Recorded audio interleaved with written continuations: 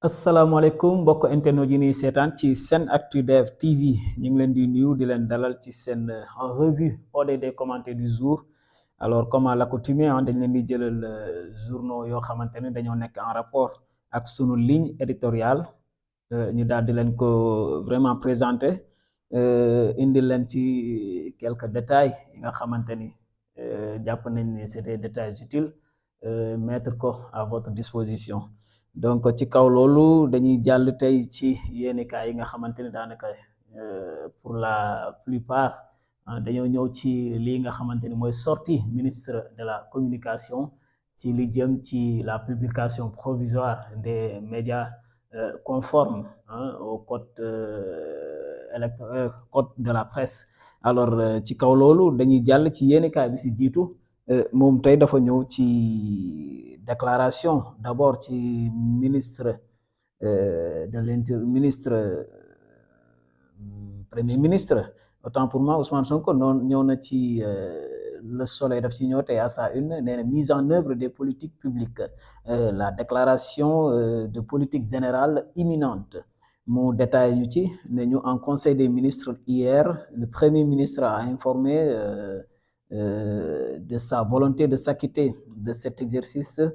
dans les plus brefs délais. Alors à l'Assemblée nationale, donc le chef de l'État invite le gouvernement à se concentrer sur l'essentiel. Mu yokk ci beneen point ne ñu adoption du projet de loi de finances rectificative 2024 et du projet de loi de finances initiale 2025. Alors comme ni ngeen ko xamee démb daanaka lañ def conseil des ministres daanaka dañ ko anticiper parce que président de la République Bassirou Diomaye Faye dafa war a génn territoire bi daal di voyager donc moo tax ñu anticiper ko daal di ko amal démb ci mardi tey ñu wax leen ni soleil dafa ñëw tey ci loolu noonu la du ñu xamal ni que ci conseil des ministres boobu la donc président de la République ak premier ministre daan nañ ci addu premier ministre moom dafay xamal ne moom mi ngi waajal donc pour def politique déclaration de politique générale ca pencum ndaw réew ma. Alors ñu gis ni daf fi juróon coow lool gars yi naan dana ko def ñi naan du ko def donc moom ci boppam newoon na pare nañ bu yàgg et que dañuy xaar bu ñu constituer assemblée bi nga xamante ni dafa jàpp ne assemblée bu responsable la war a doon pour ñu mën a daal di amal politique déclaration de politique générale boobu la donc ñu gis ni tey ñoom ñoo nekk majoritaire au sein de l'hémicycle. Alors mu jël décision donc ne dans les plus brefs délais premier ministre moom mooy wax loolu ne dans les plus brefs délais incha allah dana amal lii di DPGM muy déclaration de politique générale li nga xamante ni ñu bëri daan nañ ko xaar pour mu daal di ci addu parce que xam nañu réew pour mu dox day wéeru ci li ñuy naan DPG donc DPG boobu la ci la ñuy daal di voter lii di budget ak finance bi nga xamante ni moom la ñuy daal di doxalee réew mi ci secteur yu bari donc ñu gis ni moom finalement jël na décision ci 15e législature bi ne incha allah dans les plus brefs délais dina daal di def sortie pour annoncer ban jour lay amal lii di déclaration de politique générale. Alors ci li jëm ci président de la République moom dafay inviter lii di les membres du gouvernement li ko dalee ci premier ministre ba ministre bi ci mujj donc da leen xamal ni dañoo war a nekk un gouvernement bi nga xamante ne day concentré wu maanaam def focus ci li ñu naan l'essentiel donc bañ a nekk ci ay détails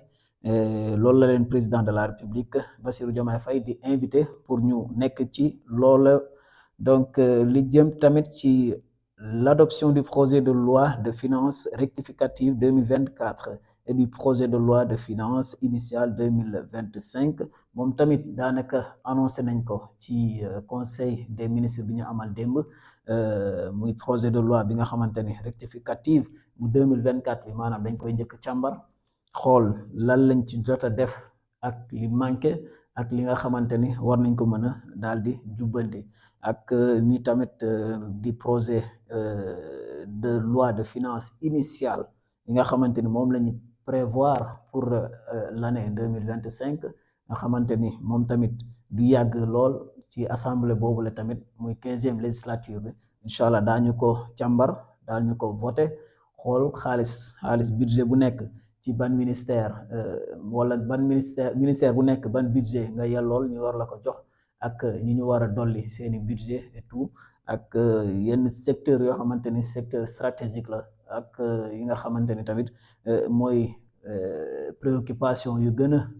urgente nga xamante ni population bi loolu lay xaar nguur gi pour ñu daal di jël xaalis boobu lay daal di ko orienté ci foofu noonu la jéem a xool lu ñuy saafara lii di besoin sénégalais wala attente sénégalais yi donc ci li jëm ci yéenekaay bi si topp moom moo di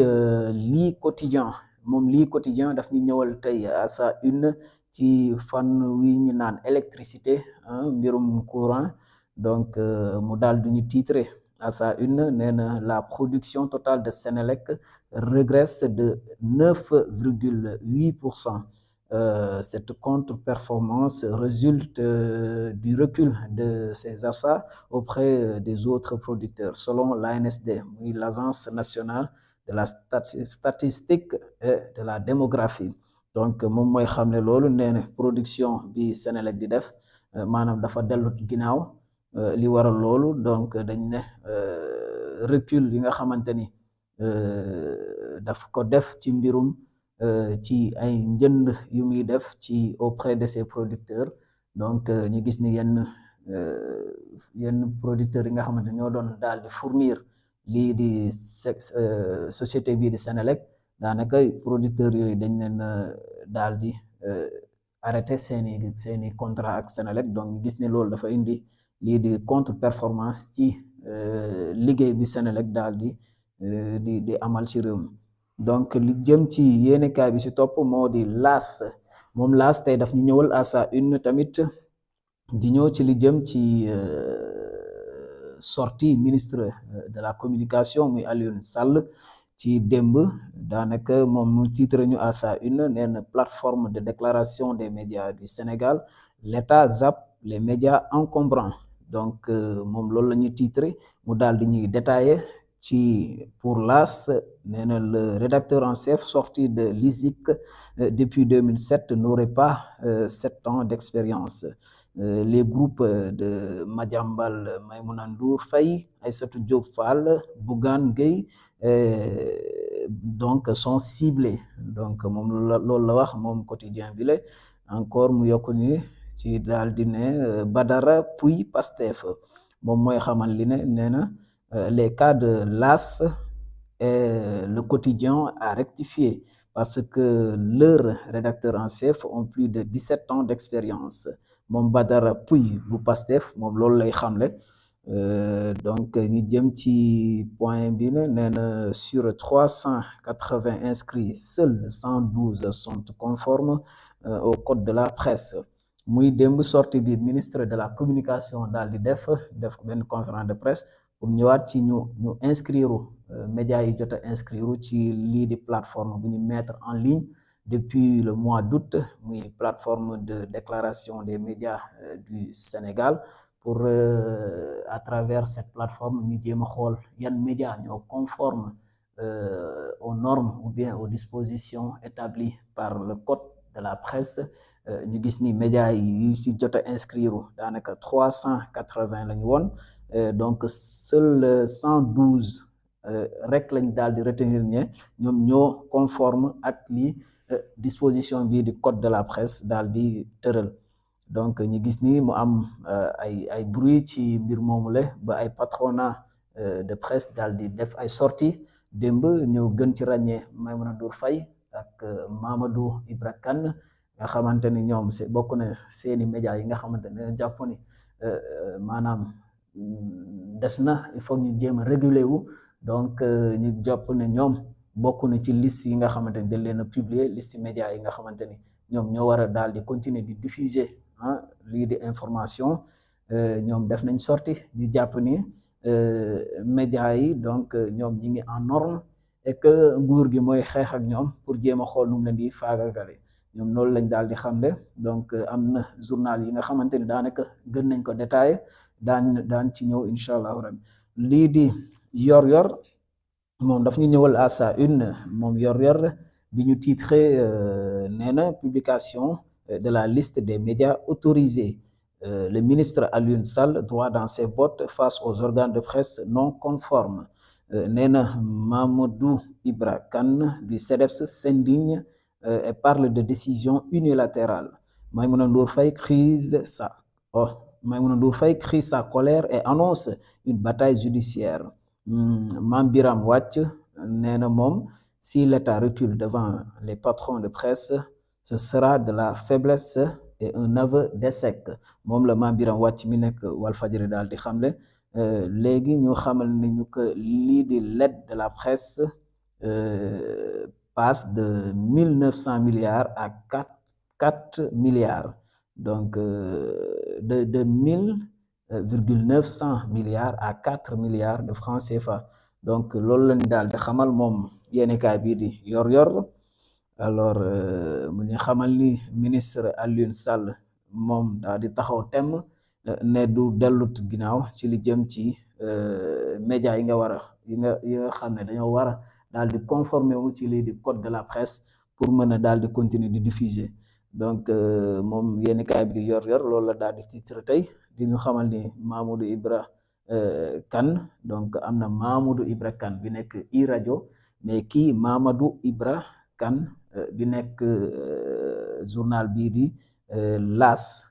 Je pense moom moo nekk fii moom moo defoon sortie démb ak Maïmouna Ndour Faye. Donc souvent dañ leen di confondre parce que seen tour yi dafa xaw a niroo lool. Donc moom Mamadou Ibra Kane CDEPS nee na moom dafa indigné wu moom journal bi loolu la nee na Mamadou Ibra Kane s'indigne et parle de décision unilatérale nga xam ne décision bi nga xamante ne dafa am maanaam kumba am ndey kumba amul ndey moom loolu lay xam ne fii moom Mamadou Ibra Kane. kii di Maïmouna Ndour Faye dafa moom yéenekaay bi nee na dafay kaas moom mi ngi kaas di def ay sorties. Donc depuis publication liste bi génn dafay annoncé tamit moom Maïmouna Ndour Faye une bataille judiciaire maanaam dañuy yëbbu yoon lii di dossier bi ministre bi daal di génne démb pour xam leen ne ñoom seeni média conformewul ak lii di code de la presse daal di tëral. moom Maïmouna Ndour Faye mooy xam ne loolu. Donc lii di les échecs donc yéenekaay bi si topp moo di les échos tey daf ñu titre à sa une ci li jëm ci même chose mooy publication de la liste provisoire des médias en conformité avec la loi. mun nañu la presse dénonce une forfaiture. Seuls 112 médias reconnus sur 380 qui se sont enregistrés. De grands groupes zappés sans cause avec possibilité de régulariser dans les 72 heures. nee na Maïmouna Ndour Faye moom mooy xam ne lii cette tentative de liquidation de la presse privée ne passera pas. Mamadou Ibra Kane moom daal di xam ne lii nee na nous allons nous battre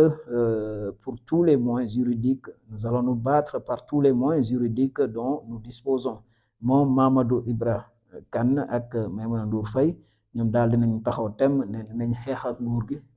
ba vraiment ñu am gain de cause ci li leen nguur gi teg maanaam wax ne ñoom seeni média conformul ak li code de la presse daal di tëral. Donc ñu gis ni journal bi ñëwaat na encore ci li ministre bi daal di xamle ci wax ni may nañu média bi nga xamante ne bépp média bi nga xam ne da nga jot a enregistré wu ci plateforme boobule ñu dédié pour ñu xam ban média moo war a continuer di diffuser ak ban média moo war a daal di arrêté. may nañ la 72 heures maanaam fii ba vendredi pour nga mën a daal di régulariser wu dem xool yan kayit ñoo la manquel wala yan document nga war a mettre sur la table pour mën a vraiment nekk aux normes pour mën a répondre ci li code de la presse daal di woote. lu ko mooy dañu lay jàpp wala dañ lay considérer comme média bi nga xamante ni da ngay diffuser mais reconnaître ñu état bi reconnaître la. donc loolu la ñuy wax ni ne Aliou Sall 72 heures la may lii di médias nationaux yi pour ñu daal di dem régulariser wu. li jëm ci yéenekaay bi di Le Quotidien moom Quotidien bokk na ci médias yi nga xamante ne dañ leen recalé ci liste boobule moom daal di ne wax ni amul ay documents yu valable yi nga xamante ni war na mën a continuer di diffuser moom Quotidien moom daf ñu titré à sa une nee na liste provisoire des médias reconnus nee na le sale coup de l'État. Donc pour parler de Aliou Sall muy ministre de la communication jeu de mots la donc moom Madiambal Diagne xarañ na lool ci lool ñu bëri xam nañ ko vraiment muy kàngam ci métier journalistique ñu détaillé ñu tu nañu sur 380 demandes 112 validées par le ministre de la communication. Le Quotidien, 7TV, Sen TV, donc l'AS, parmi les médias exclus. Donc le CEDEPS dénonce un abus et engage le combat. Donc ñu gis ni médias yi ñu jot a kii ñu jàpp ni mooy médias yi gën a fës sax mais am na ñeneen ñoo xamante ni tamit bokkunu ci liste bi mais ñi ñu cité fii nii gis nañ ni ay médias yu mag lañ bokk nañ ci médias yi gën a mag fii Sénégal donc ñu jàpp ni Quotidien ci la bokk 7TV kii di Sen TV l'AS bu Mamadou Ibra Kane Le Quotidien bu kii di Madiambal Diagne donc 7TV bu Maimouna Ndour Faye ak Sen TV bu Bougane Gueye Dany ñu gis ni ñooñu ñoo ci gën a fës daanaka ñoom la yéenekaay bi de Le Quotidien indi tey à sa une. Alors ñu jàll ci Sud Quotidien moom Sud Quotidien daf ñu ñëwal tey à sa une toujours ci lii di sortie ministre de la communication bi mu daal di ñu titré à sa une validation des entreprises de presse la médiamètre de Aliou Sall donc moom loolu la daal di titré joxewul benn détail nee na médiamètre la Aliou Sall daal di teg ci table bi maanaam pour jéem a mesurer ñi nga xamante ni wala càmbar ñi nga xamante ni ñoo war a continuer di diffuser ak ñi nga xamante ni waruñoo continuer lii di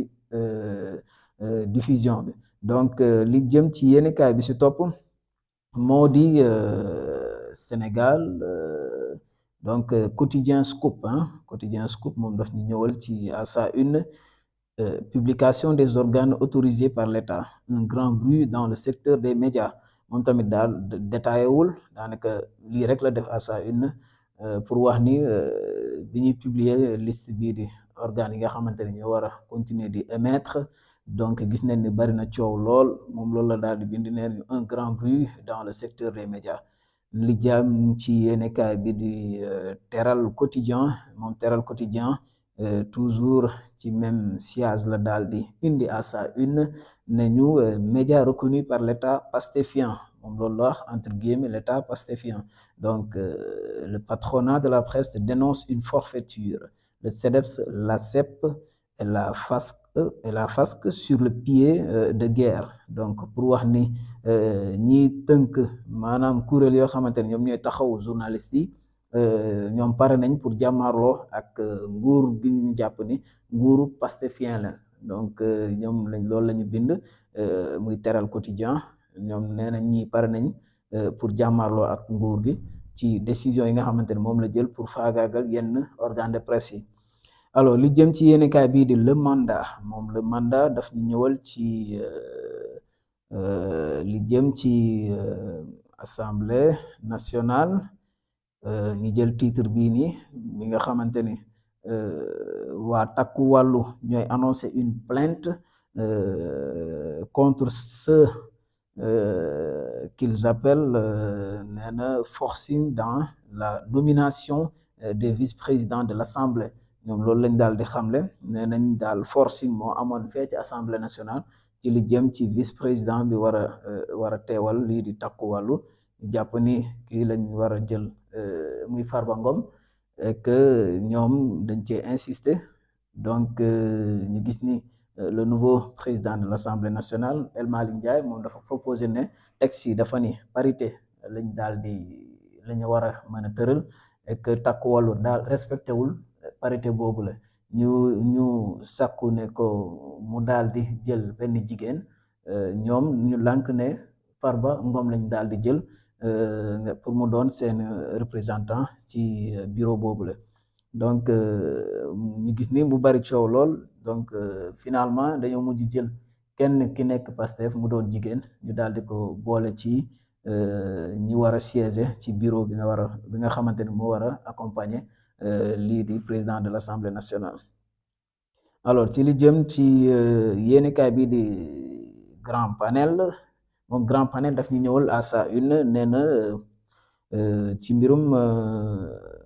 forfaiture moom tamit loolu la ko tuddee publication de la liste provisoire des médias reconnus, une forfaiture contre la démocratie. Le CEDEPS dénonce une violation de l'article 11 de la Constitution sénégalaise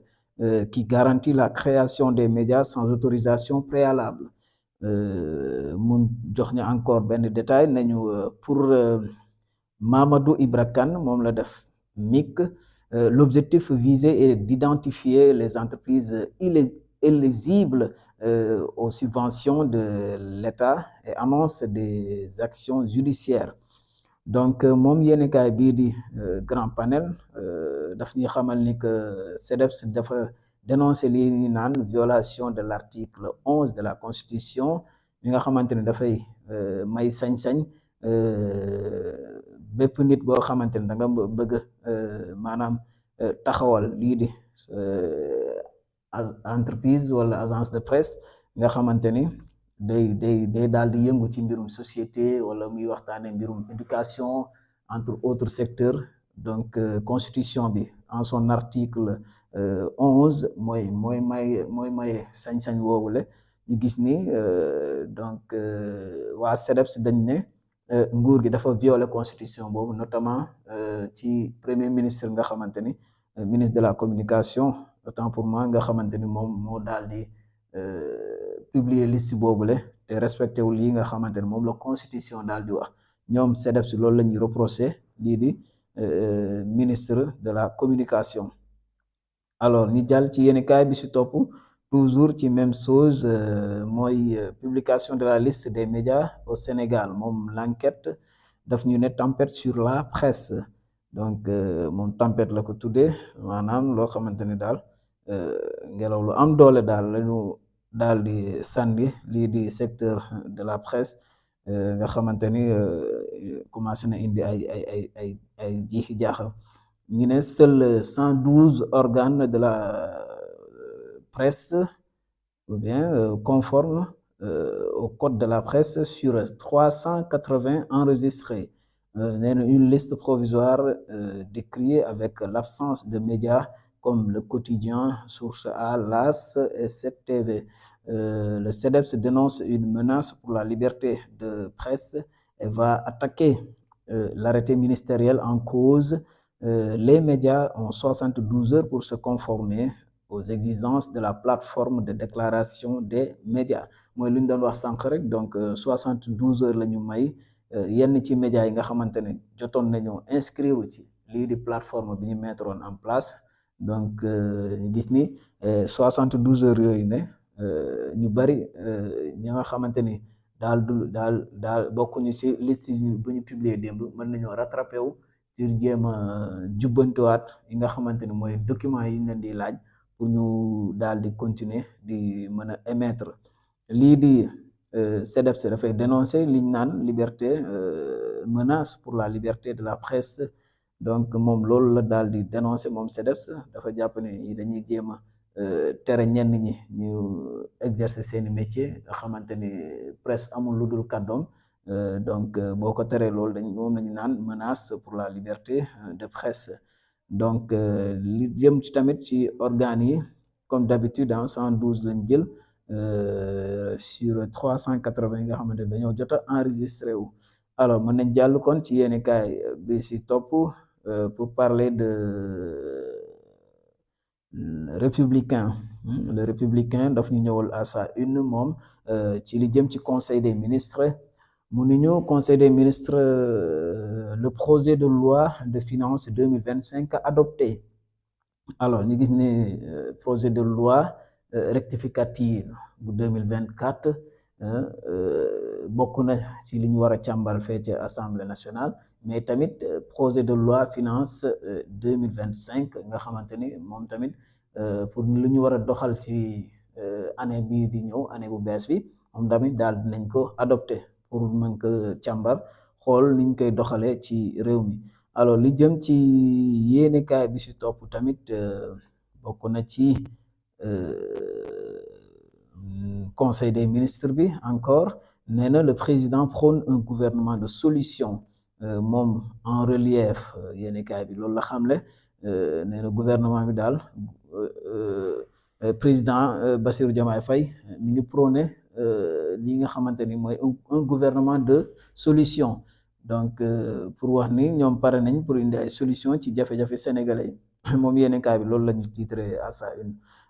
li jëm ci yéenekaay bi si topp mooy critique dafa ñëw encore ci médias yi